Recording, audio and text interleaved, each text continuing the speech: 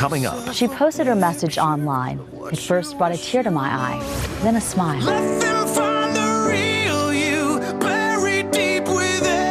Her message is about people like her, and now it's reaching thousands of sick children, and even the ones who make fun of them. It is so true. Everyone's beautiful. It's a powerful message and inspiration to all, and she didn't even have to say a word. Beauty is skin deep.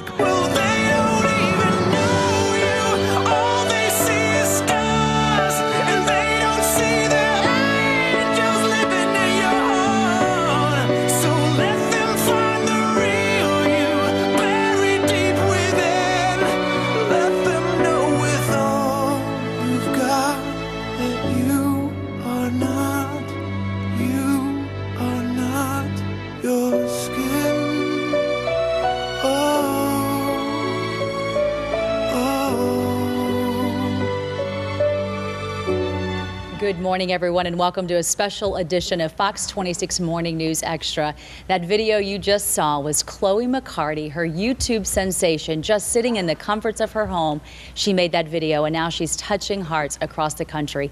And she's now getting some apologies from some students who weren't quite so nice to her. That's why we're live at Magnolia High School this morning, because these students behind me know the importance of inclusion, of making sure that every student feels included. Right now, I want to tell you a little bit more about Chloe, show you a bit of that video and see why she is so important to so many different people.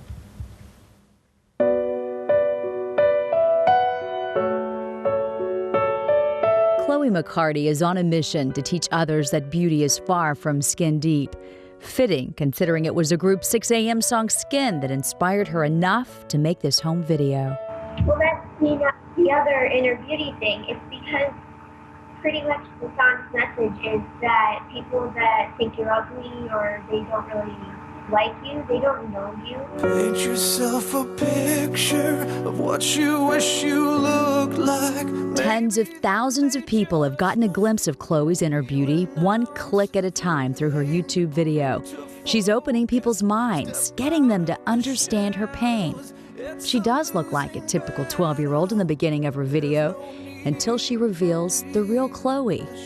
She has the condition Trichotillomania, which means she pulls her hair. Trichotillomania, it's not a rare disease. It affects 1 in 40 people. We knew it the minute she pulled the first eyelash. One eyelash led to pulling 2, then handfuls of her own hair.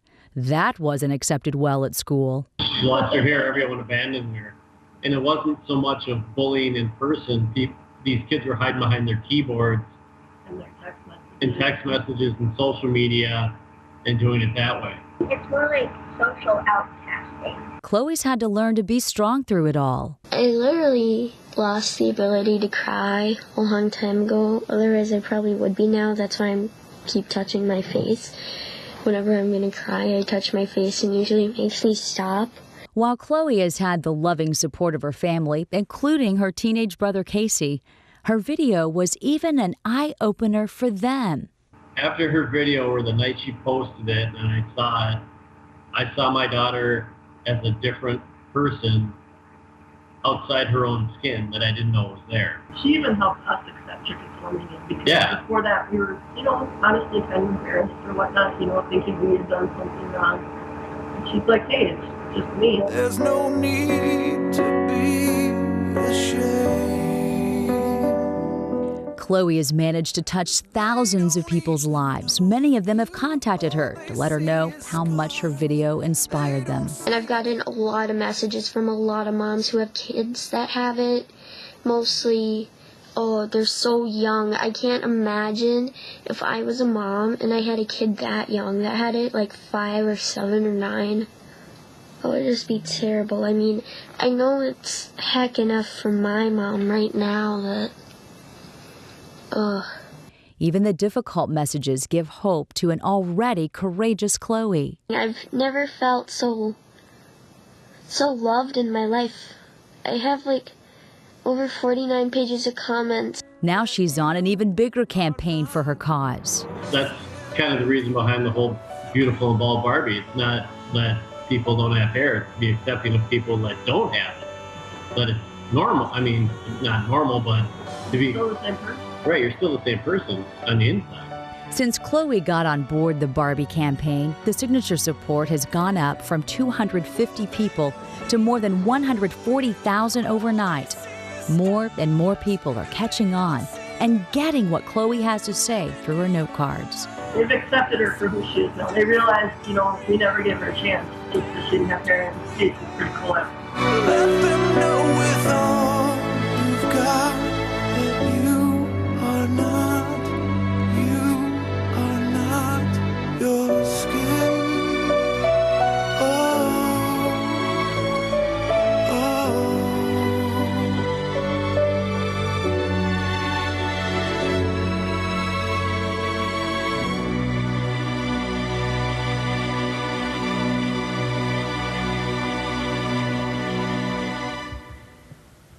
No, you're definitely not your skin. Chloe lives in Minnesota, which is why she couldn't be with us today. In the interview that you saw with the four of them, of her family, we actually were able to pull off through video on Facebook. So we appreciate her family for making that happen. We are live at Magnolia High School because these students behind me are all journalism class, and they have become YouTube sensations. They are now known around the world for their anti-bullying message, but they take it even a step further. Besides bullying, they don't want people to feel excluded. So they're all about inclusion.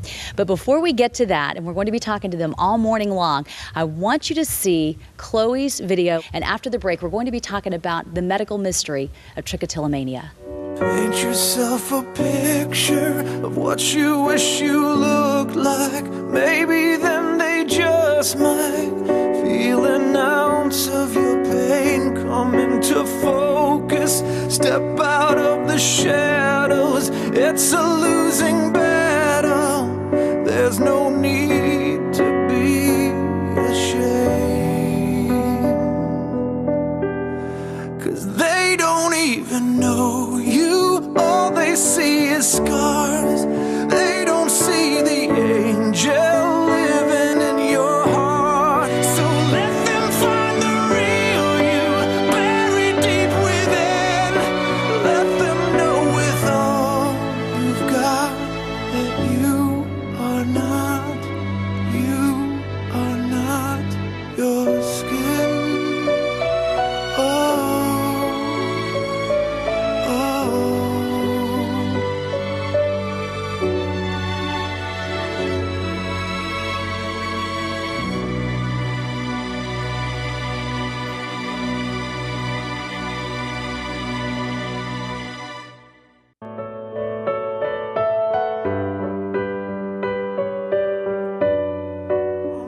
Welcome back to this special edition of Fox 26 Morning News Extra. Today we're telling you more about trichotillomania. It's very misunderstood.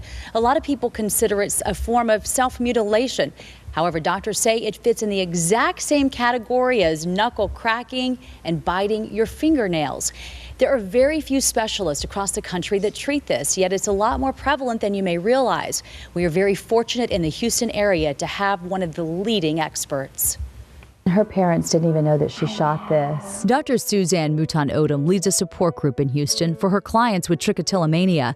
Their common bond hits close to home as they watch Chloe McCarty's video. It says it all. What is this condition that causes them to have uncontrollable urges? It comes from the Greek roots tricho, which is hair, tillo, which is to pull, and mania basically means out of control. So the word means out of control hair pulling, and it was actually coined by a French psychiatrist in the 1850s. This repetitive hair pulling usually causes obvious hair loss and distress in their lives. It may be more prevalent than you realize. There was a study done at U of H about 15 years ago where they asked students a number of questions, one of which, have you ever pulled your hair out for non-grooming purposes? And about 15% of the subjects said yes. So is it hair pulling? Is it trichotillomania? I don't know, but I think there's a larger part of our community that engages in non-cosmetic hair pulling. 90% of Dr. Mouton-Odum's patients have trichotillomania, or Trich for short. Most people with trichotillomania are incredibly high-functioning people, incredibly motivated for treatment and very thankful to get good help. That's because many people live in secret shame. They often believe they're the only one who pulls their hair. Jennifer Payton has been pulling her hair for 40 years. I started pulling when I was about 7. I had a kind of traumatic childhood. My parents were divorced, and I was very attached to my dad, and I didn't get to see him very often. And then he soon died. While Jennifer suffered from a difficult childhood, that's not necessarily the cause of trich for everyone. Only about 50% of people with trichotillomania report any trauma in childhood, and those were defined as maybe they moved, or a teacher left, or the parents divorced. So it certainly doesn't have to be a major trauma. And then the other 50% say, I had a great childhood. No matter the cause, it usually peaks at puberty and can be a traumatic condition to deal with. On the other hand, treatment can be empowering. And my recovery for me has not been so much about not pulling. It's been about kind of accepting who I am and loving who I am despite this habit that I have. Why is it so hard to stop? Hair pulling can feel good on a variety of different levels. It can feel good on the scalp with the actual removal of the hair, but that's only a small part of it. Dr. Mouton-Odum helps figure out the pulling trigger for her clients. It's different for everyone. Then she helps them replicate that feeling in a different way. We'll find smooth things for a child or an adult to play with. Satin swatches or a cool piece of marble, something that they can rub that feels smooth and can be soothing to them. Healthy eating habits and exercise also seem to help sway the behavior of pulling. What's the prognosis for someone who's open-minded about therapy and follows up with it? Absolutely excellent. It truly is. And they can stop pulling? Absolutely, especially if they have the support of their family and friends. Jennifer says she tries to control her behavior in front of her children, but believes she'll never quit pulling. She's okay with that. I can't even imagine myself. I don't know how I would be with a full-headed hair and eyelashes and all that. It's just like, it's not been a part of who I am. Trich is more serious for some. 13% of people actually ingest the hair, and that hair ingestion can lead to kind of a blockage, intestinal blockage, which can be quite serious. Trichotillomania remains a medical mystery, but these ladies hope someday there will be a cure. Chloe's story has sparked so much interest in this condition, and it's touched a whole lot of lives, including our own Emily Simmons, who's from the Houston area. We'll be talking more to her. Also, all these awesome students at Magnolia High. I can't say enough good about them. Right now, we want to leave you with a look at one of their anti-bullying messages. They want to make sure that they are creating a culture here of acceptance. When the walls fall all around you, when your whole past turns to dust. All morning long, we've been telling you about special Chloe McCarty from Minnesota, but we have our very own Emily Simmons here from the Houston area that we're going to tell you about, a special young lady who has such a strong message to share. She has been talking to her school for years. Take a look at how strong she's become dealing with trichotillomania.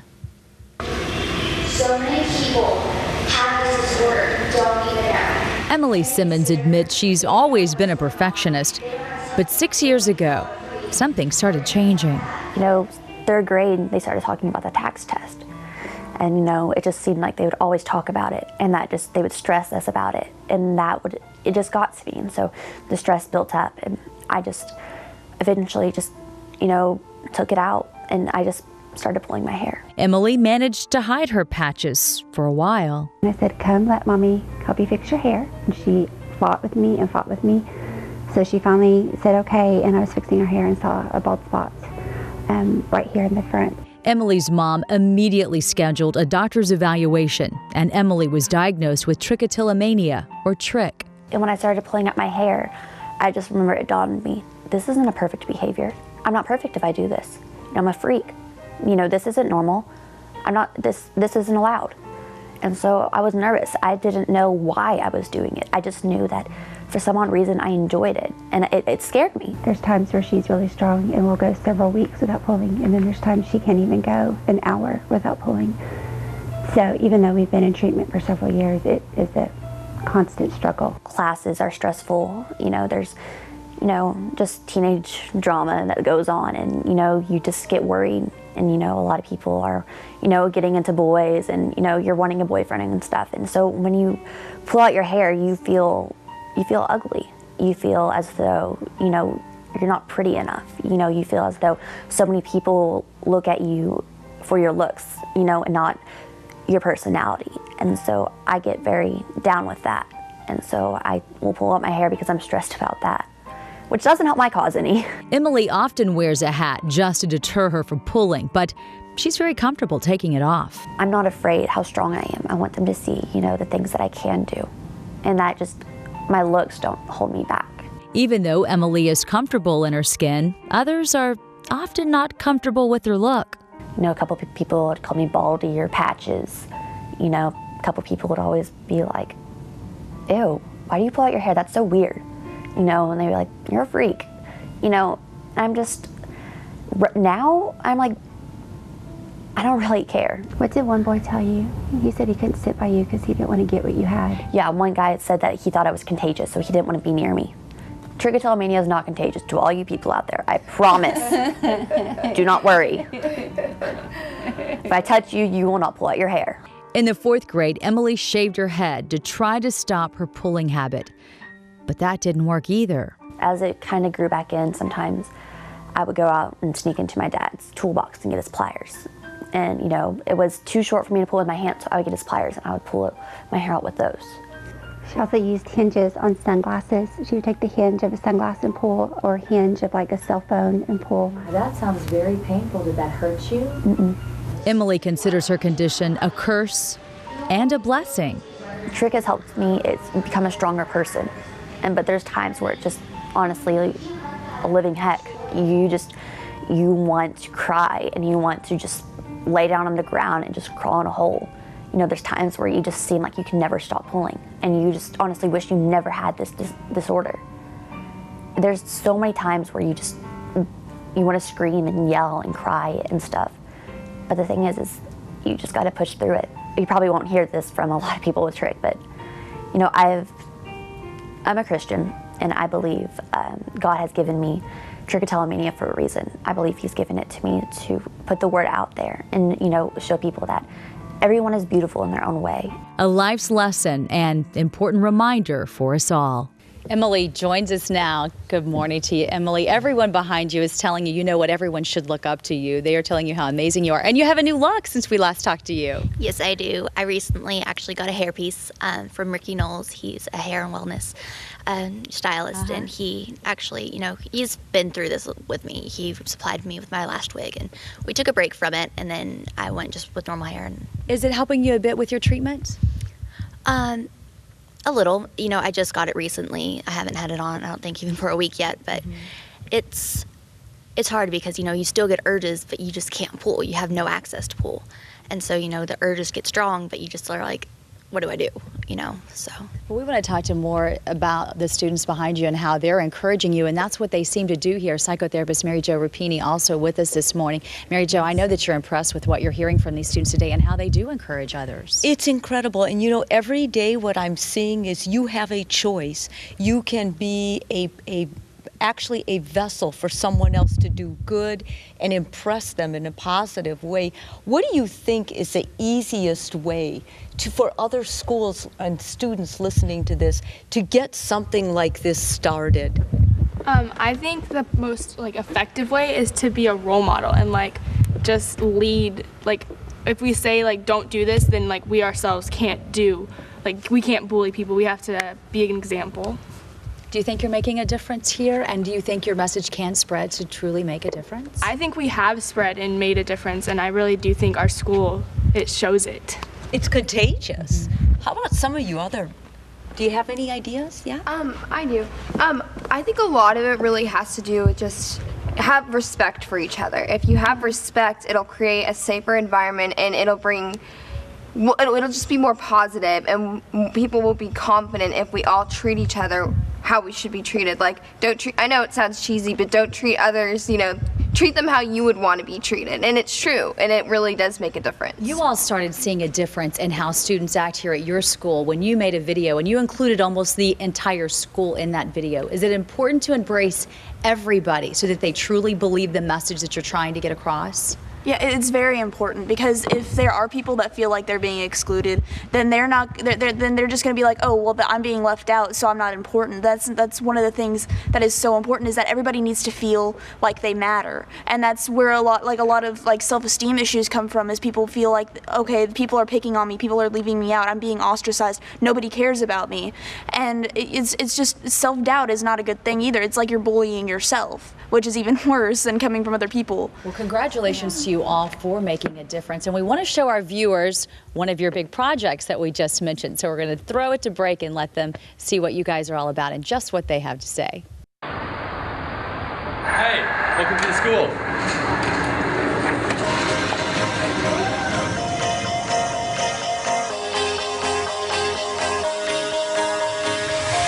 Do you ever feel like a plastic bag drifting through the wind, wanting to start again? Do you ever feel this so paper thin, like a house of cards, one blow from caving in? Do you ever feel... You're looking at students at Magnolia High School and how they would welcome a new student. Now, how good would that feel? Have you ever been a new student? It's not the easiest thing in the world. And the idea came from Trina Martin, the broadcast journalism teacher here at Magnolia High. That is an incredible video, and the students here say it has changed their lives in the way they treat others. It has been, we never expected it to turn into what it did. It just started with a kernel of ideas. I threw it to my kids, we built upon it, and it became something phenomenal. Almost really. 500,000 people have watched it online, and now you're getting calls from around the world. Right. We've been contacted from Italy to France to just all across America on how we did it and what they could do as well. Well, congratulations to you and all your students. Now, you've been hearing that very special song, Skin, all morning long. It's what Chloe McCarty touched her heart and made her make that video. Well, we got to talk to the person who wrote it and who sings it. He has a special message for Chloe, and we can't wait to share it with you. It's going to touch your heart, I guarantee it.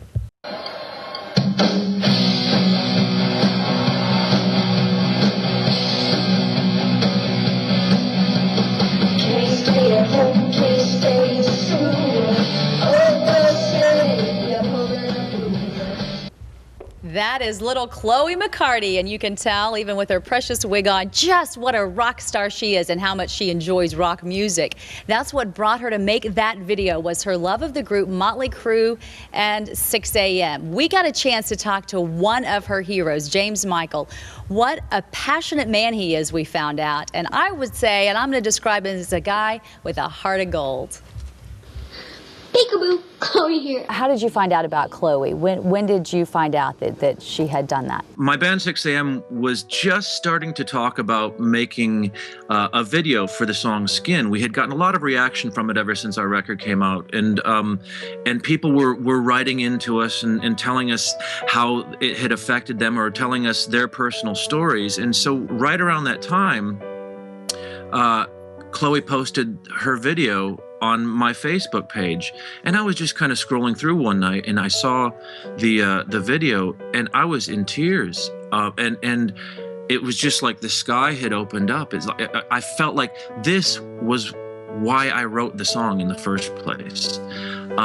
And so I immediately sent the video to my bandmates and said, guys, I think we've found our video. I mean, how can we get any more heartfelt than this? How can we connect the message of the song to such an incredibly inspiring story of a young girl?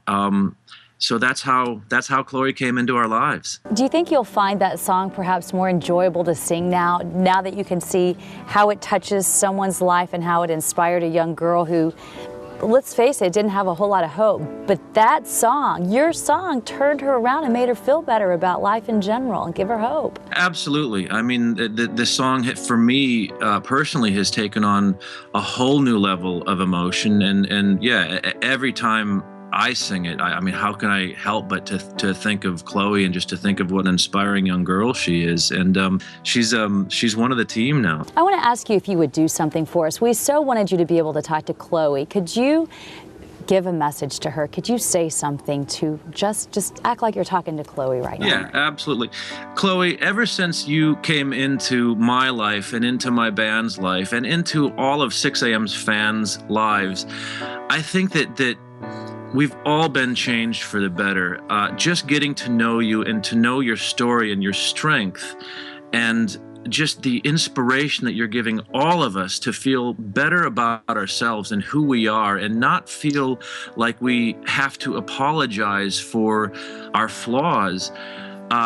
It's been life-changing, and I will forever be grateful for knowing you, and I'm sure that I will be writing many, many more songs inspired by your heart. That is so beautiful, and I know that you just made a little girl's life, not day, but life, because that's how much she looks up to you all. The last thing that I just want to ask you quickly is when you say that she may be part of a video, will this be something more than what we've seen her put together? Could there be something, a bigger production perhaps? I believe so, and I think that, you know, especially given just the state of things, and we're hearing so many just tragic stories of young kids either taking their lives because they've been bullied or just, you know, for one reason or another, and that's just so unacceptable, and I can't see moving forward with any type of you know, campaign on this song without Chloe being a big part of it. Well, I know that's going to mean a whole lot to her. Well, it's a real pleasure. I appreciate it.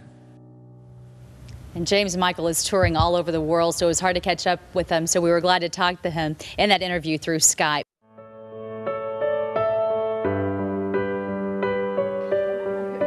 A big thank you to our photographer, Raymond Ramirez, who introduced us to Chloe's story. And also, our producer wanted you to see just how many thousands of people across the country, across the world, have been touched by her story.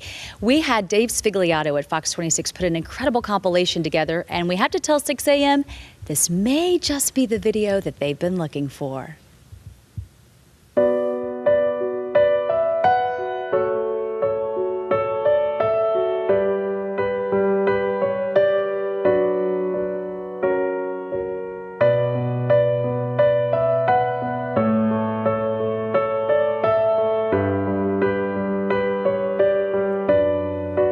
Paint yourself a picture of what you wish you looked like. Maybe then they just might feel an ounce of your pain come into focus.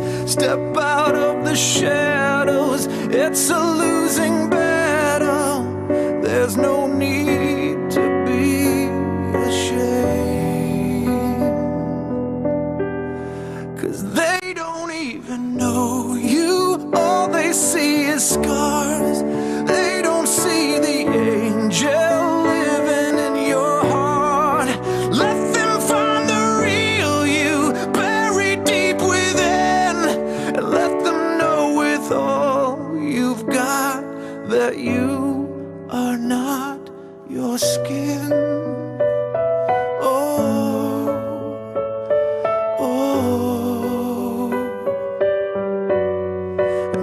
They start to judge you, show them your true colors, and do unto others as you'd have done to you. Just rise above this, kill them with your kindness.